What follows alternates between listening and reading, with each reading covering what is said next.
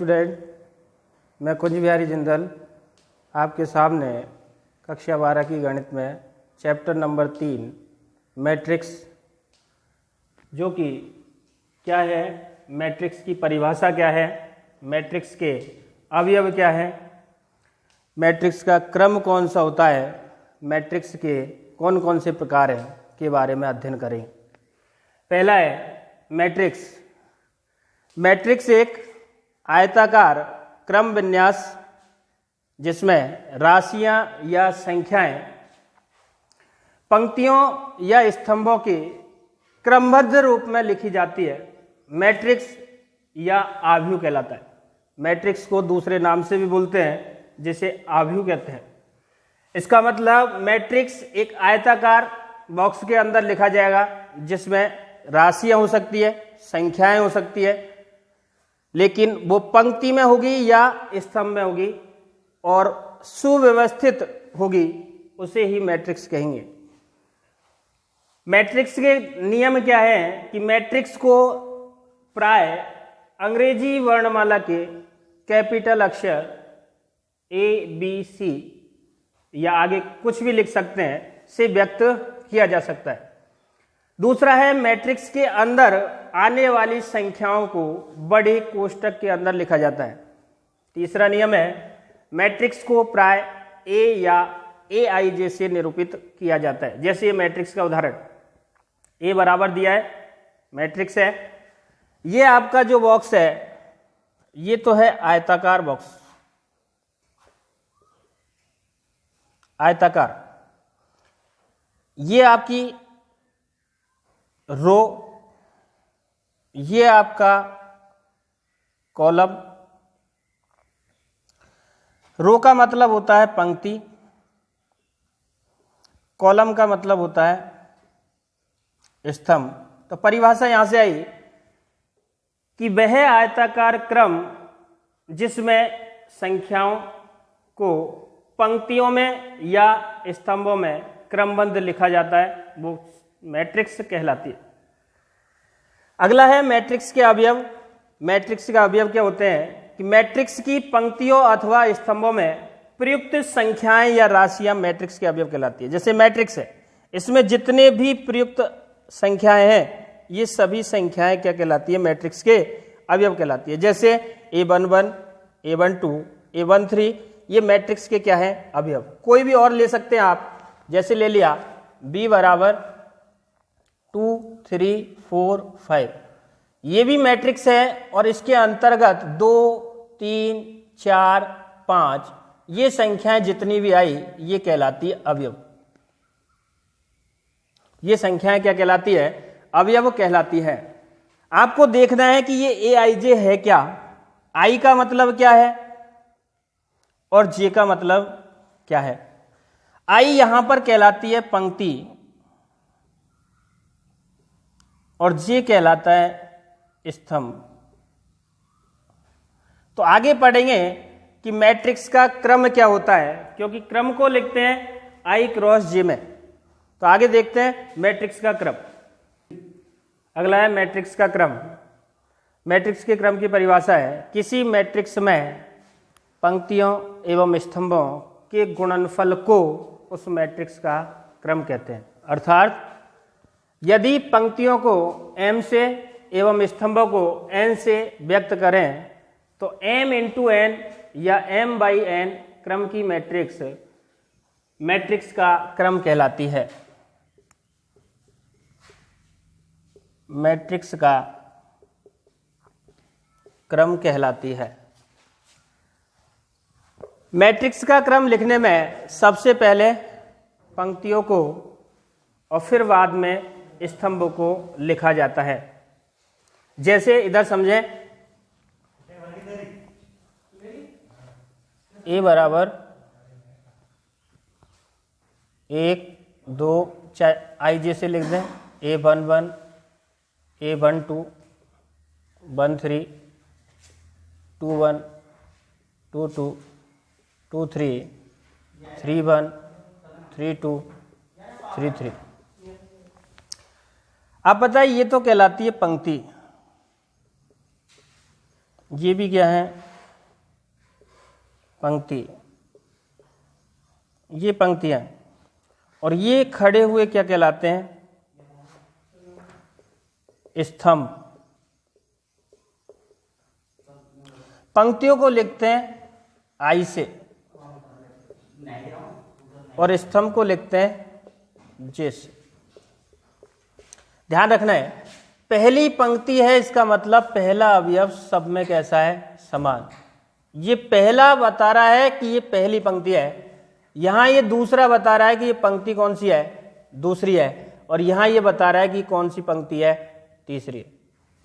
स्तंभ इधर बता रहा है दूसरे नंबर पर, पहले में समान है, इसका मतलब ये पहला स्तंभ, ये 2 है तो ये दूसरा, और ये 3 है तो तीसरा। इसका यदि क्रम होगा ए का, तो मैट्रिक्स ए का क्रम क्या होगा? कितनी पंक्तियां हैं? 1 2 3, और स्तंभ भी कितने? 1 2 और 3। तो सबसे पहले पंक्ति को लिखेंगे, बाद में लिखेंगे स्तंभ को। इसका मतलब इसका क्रम कौन सा है? 3 गुणा 3। तो पंक्तियों और स्तंभों के गुणनफल के रूप में व्यक्त करना मैट्रिक्स का क्रम कहलाता है। अगला है मैट्रिक्स के प्रकार। मैट्रिक्स आपकी पंक्ति मैट्रिक्स होती है, स्तंभ, शून्य, वर्ग मैट्रिक्स, विकर्ण मैट्रिक्स, इकाई मैट्रिक्स, अदिश मैट्रिक्स, तुल्य मैट्रिक्स। पहली है पंक्ति मैट्रिक्स। पंक्ति मैट्रिक्स में ऐसी मैट्रिक्स जिसमें केवल एक ही पंक्ति हो, वो मैट्रिक्स पंक्ति मैट्रिक्स कहलाती है। ऐसी मैट्रिक्स जिसमें केवल एक ही पंक्ति हो, जैसे A बराबर 1 2 3, केवल इसमें पंक्ति है, एक ही पंक्ति है। पंक्ति एक ही चाहिए, चाहे स्तंभ कितने भी हो, लेकिन पंक्ति हमेशा कितनी होनी चाहिए? एक होनी चाहिए। आप पता है पंक्ति एक है तो ये कौन सी मैट्रिक्स का उदाहरण है? पंक्ति आव्यूह। यदि इसका क्रम करें कि इसका क्रम कितना होगा, तो ए का क्रम बताना कितना होगा? पंक्ति कितनी है? 1, स्तंभ इसमें कितने हैं? 3, तो इसका क्रम होगा 1 गुणा 3।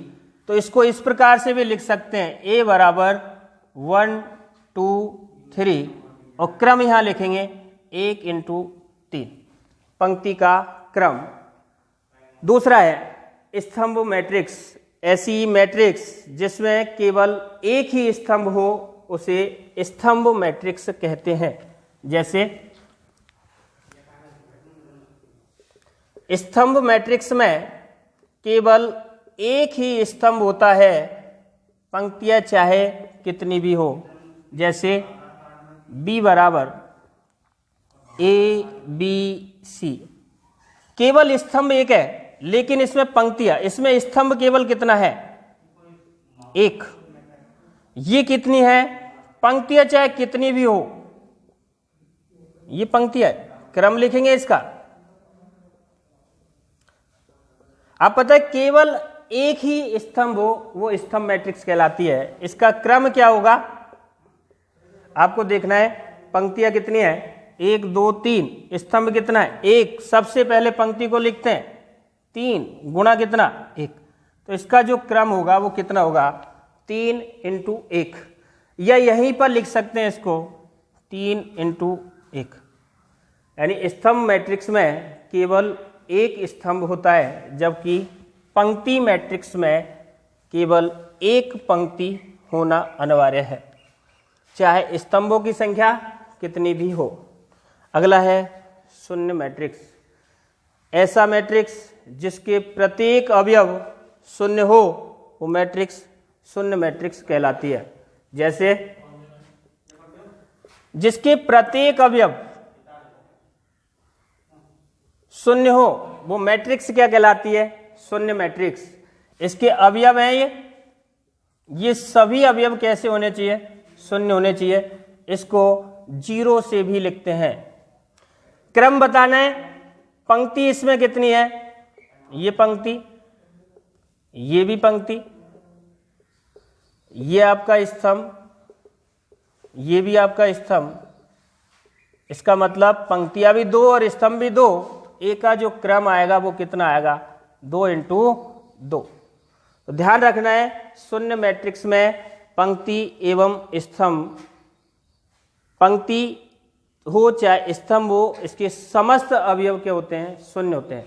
शून्य मैट्रिक्स ऐसा मैट्रिक्स जिसके समस्त अवयव 0 हो, वो मैट्रिक्स आपकी शून्य मैट्रिक्स कहलाती है। अगला है वर्ग मैट्रिक्स। ऐसा मैट्रिक्स जिसमें पंक्ति और स्तंभ की संख्या कैसी होनी चाहिए, समान होनी चाहिए। ऐसा मैट्रिक्स जिसमें पंक्तियों की संख्या और स्तंभों की संख्या समान हो, वो वर्ग मैट्रिक्स कहलाती है। इसकी परिभाषा है ऐसा मैट्रिक्स जिसमें पंक्तियों की संख्या एवं स्तंभों की संख्या समान हो, वर्ग मैट्रिक्स कहलाती है।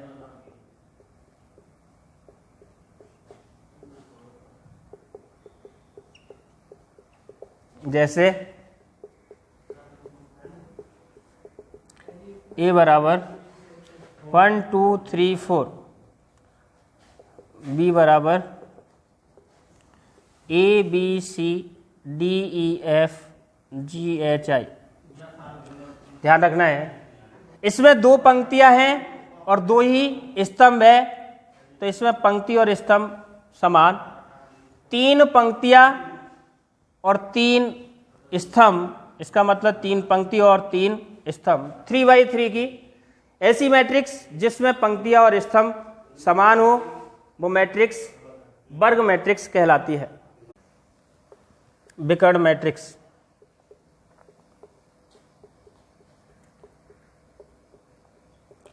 ध्यान रखना है ये विकर्ण मैट्रिक्स एक वर्ग मैट्रिक्स होता है। इसका मतलब इसमें भी पंक्ति और स्तंभ की संख्या क्या होती है, समान होती है। तो ध्यान रखना है ऐसा वर्ग मैट्रिक्स जिसमें अग्रग विकर्ण या इसको बोलते हैं मुख्य विकर्ण को छोड़कर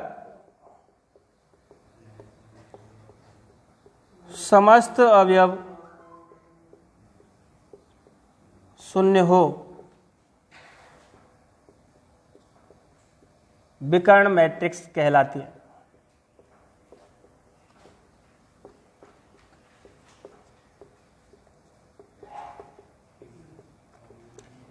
जैसे ए बराबर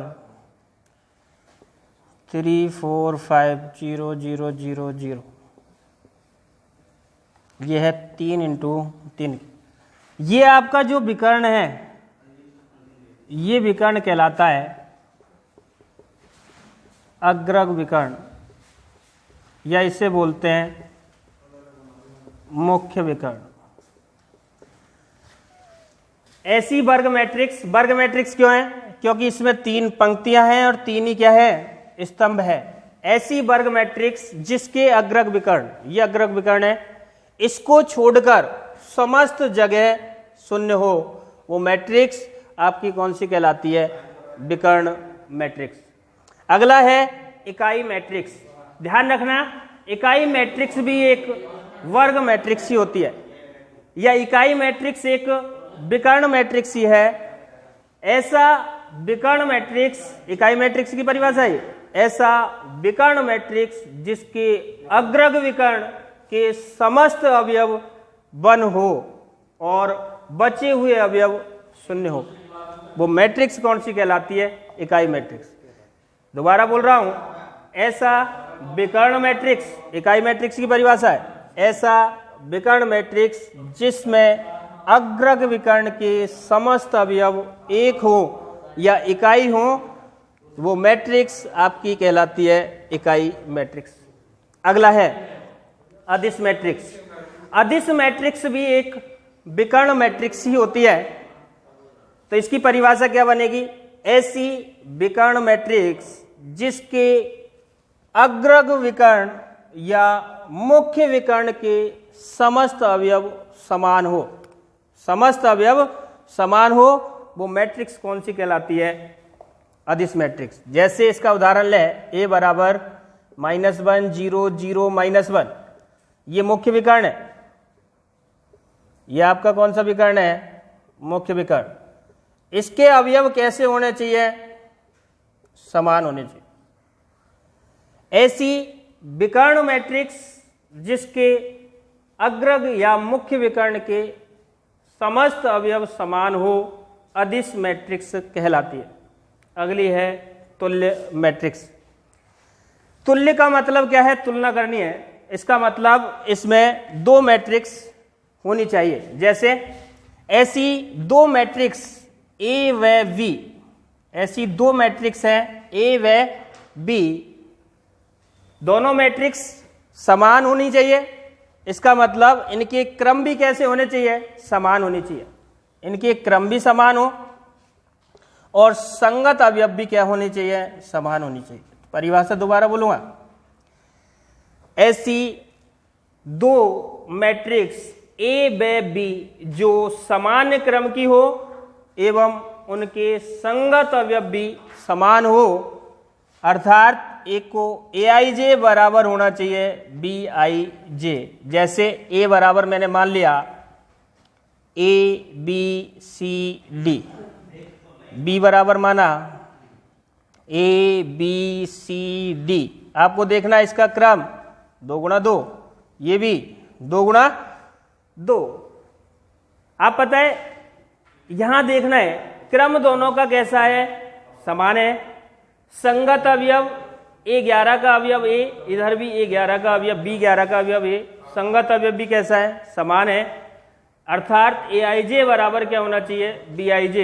तो वो मैट्रिक्स कौन सी कहलाती है? तुल्य मैट्रिक्स कहलाती है। अगली मैट्रिक्स है त्रिभुजाकार मैट्रिक्स। त्रिभुजाकार मैट्रिक्स दो प्रकार की होती है। पहली ऊपरी त्रिभुजाकार मैट्रिक्स और दूसरी निचली त्रिभुजाकार मैट्रिक्स। ऊपरी त्रिभुजाकार मैट्रिक्स की परिभाषा क्या है? ये एक वर्ग मैट्रिक्स है। ऐसी वर्ग मैट्रिक्स जिसमें ए आई जे बराबर क्या हो? 0, जबकि आई ग्रेटर देन जे से होना चाहिए। अर्थात अग्रग विकर्ण के नीचे के अवयव, अग्रग विकर्ण के नीचे के, अग्रग विकर्ण के नीचे के सभी अवयव शून्य हो, वो मैट्रिक्स कौन सी कहलाती है? ऊपरी। जैसे ए बराबर, इधर समझना पहले, A11 12 13 21 22 23 31 32 33, ये कोई मैट्रिक्स है। बनानी ये आपको पता है कि आगे वाला जो मान है ये है 3/3 की। ये जो मान होता है ये बताता ए आई जे। आई का मान 1 है, जे का मान 1 है। यहां देखना है आई बड़ा होना चाहिए जे से। तो यहां देखेंगे यहां तक तो आई क्या है? छोटा है। यहां पर बड़ा है, तो ये मान क्या होगा? 0। ये बराबर है, यहां पर छोटा है, कोई दिक्कत नहीं। यहां बड़ा है, ये क्या होगा? 0। ये बड़ा है, ये मान क्या होगा? 0 होगा। तो ये तो कौन सा विकर्ण है आपका? अग्रग। अग्रग विकर्ण के नीचे के समस्त अवयव क्या है? शून्य है। तो ऊपर आपकी जो मैट्रिक्स बन रही है वो इस प्रकार की बन रही है त्रिभुज के आधार में। इस प्रकार की क्या बन रही है? त्रिभुजाकार मैट्रिक्स। ये ऊपर बना हुआ त्रिभुज है इसलिए कहलाता है ऊपरी त्रिभुजाकार। यहां पर नीचे के अवयव 0 न होके कहां के अवयव 0 होंगे?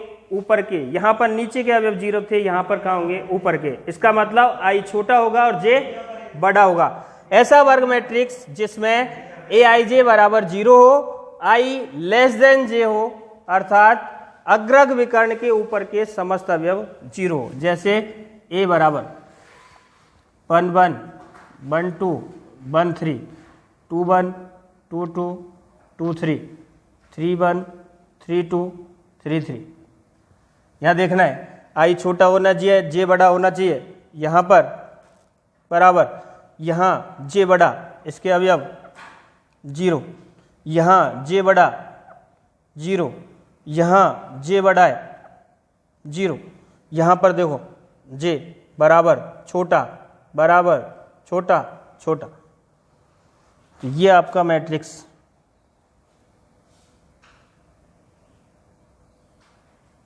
ये कौन सा कहलाएगा? निचली त्रिभुजाकार मैट्रिक्स। ऐसा मैट्रिक्स जिसके अग्रग विकर्ण के ऊपर के समस्त अवयव 0 हो, नीचे एक त्रिभुज बनेगा, वो कहलाएगा निचली त्रिभुजाकार मैट्रिक्स। अगला एक एग्जाम्पल है क्रम का। आव्यूह एकाक्रम दे रखा है 3x5 तथा R एक की पंक्ति आव्यूह है। प्रश्न कह रहा है R एक की पंक्ति आव्यूह है, तो आव्यूह यानी इस पंक्ति आव्यूह का क्या बताना है? क्रम बताना है। तो आपको मैंने बताया पंक्ति आव्यूह किसे कहते हैं? जिसमें केवल एक ही पंक्ति हो। क्रम और लिखना है, पंक्ति आव्यूह का क्रम पूछा है। पंक्ति आव्यूह क्या पूछा है? क्रम पूछा है। आपको दिया हुआ एकाक्रम 3x5, डायरेक्ट भी लिख सकते हैं इसको मुझे। आप पता है पंक्ति आव्यूह किसे कहते हैं? जिसमें एक ही पंक्ति हो। क्रम में सबसे पहले पंक्ति को लिखते हैं, एक ही पंक्ति है इसके अंदर। स्तंभ पूछा है, पंक्ति इंटू स्तंभ के रूप में लिखना कहलाता है क्या? मैट्रिक्स का क्रम। इसमें एक ही पंक्ति है, पंक्ति आव्यूह हो गया। स्तंभ बताने, स्तंभ कितने? इसमें देखो स्तंभ कितने हैं? स्तंभ कितने इसमें? 5। तो यहां पर लिख दिया स्तंभ कितने? 5। तो इसका क्रम होगा 1x5। ऐसा मैट्रिक्स R पूछा, एक ही पंक्ति आव्यूह, तो A जो पंक्ति आव्यूह है उसका क्रम दे रखा है। A का मैट्रिक्स का क्रम है 3x5, तो पंक्ति आव्यूह का क्रम होगा 1x5।